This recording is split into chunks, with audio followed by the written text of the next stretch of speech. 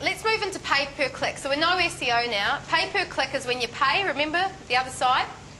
So what are your options? You can do it in Yahoo, you can do it in Google, Ask, do it, so do MSN, and Census are having a crack too, because they're losing so much money through white pages and yellow pages these days. There's also others coming up, Miva. Facebook, I'm going to touch on that because that's a great place to advertise, I think. I just put one up for a client yesterday, the beauty school. Why Facebook is so good? If you think the concept of Google AdWords is good because you're only paying when they click and you can see exactly what you're paying and you're not paying very much, they're all great things. With Facebook, they've taken it a step further. On Facebook, right now in Australia, I believe there's about 4 million Facebook users, okay? Now, you can go on there and say, I want to advertise, like this woman yesterday. I'm a beauty school. Now, blokes don't really want to study beauty, she's found. She'd happily accept them if they wanted to, but the majority of people searching for what she offers are women. And most of them are 18 to 35. Most of them are doing it as an early career. Some do it as a career change, but most are doing it in those young phases of their life. So, what did she do? We click on, we want to target women. Oh, that statistic of 4 million, it's just gone down to 2 million. Not surprising, most of the population's 50-50. We then say, and we want to target 18 to 35-year-old women. Oh, it's cut down again to less people. We can then say, beauty isn't really an interest, but if we knew that beauticians all had something in common, they all like some certain musician, or they all, I don't know,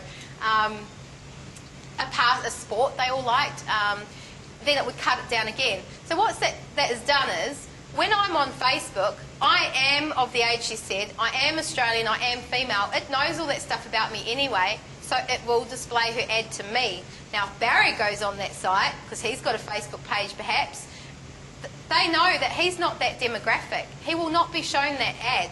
He will get shown ads where people have specified I want to target males who are in the Sunshine Coast area who are of this age demographic that Barry may or may not have disclosed he is in. Get how powerful that is? You're not wasting your money. And again, you're not paying, you're just profiling until they click on you. Then you pay. Look, there's some others there you can play with, but we tend to play with the forerunners, but we definitely keep an eye on these others. Okay, if I do this pay-per-click thing, what does it look like?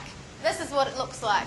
Now, you can categorise your campaigns down any way you like, but for this particular client, we're back to Kinder Music now. I hope these examples are helping, you know, it all cement in for you. They do music classes, and in this particular campaign, the goal is to recruit new educators. Now, they've got 250 educators already around the country, and they've got areas where they have none, and they've got areas where they need more. So I've broken it down by state so that we can see which ones are performing. And if we go, well, we don't need any more in New South Wales because there's so many classes and there's really not enough parents, we can turn that off, we can pause it. And within 1 minute of making that decision, how good is that? Or we can say, you know what, we really need some up in Northern Territory, let's up our budget and let's go out a bit more aggressively in that market to try and pick that up. So literally the girls in the office now have, at my suggestion, got a map up and they've been putting pins where the areas are, and each month I'll say to them, where do you want to target next? Because they'll then get inquiries, and this month they said to me, Adelaide, regional New South Wales, and I forget the other area, and all of our advertising is based around that sort of regional thing. And then we'll fulfil those gaps, and then I'll say next month, okay, where now? How good's that? We're led by what they need, and we fill those gaps, and away we go.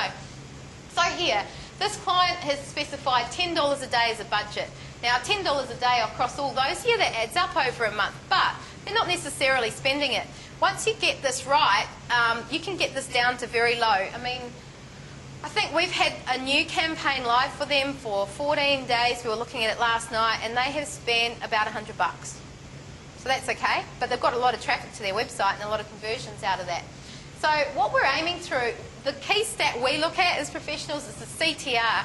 And the CTR stands for click-through rate, because impressions is the number of people searching words that are in that campaign. Now, to show you that, I'd have to click onto WA, and then you would probably see Perth music classes, Perth classes for babies, Perth activities for children, words like this, or WA and so on.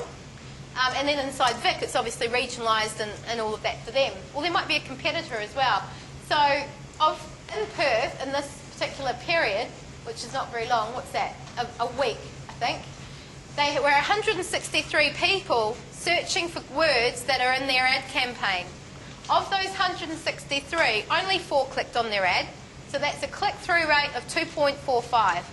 In the industry, we aim for 1 to 2, so we're good, we're grand, we're actually doing better than the industry standard there.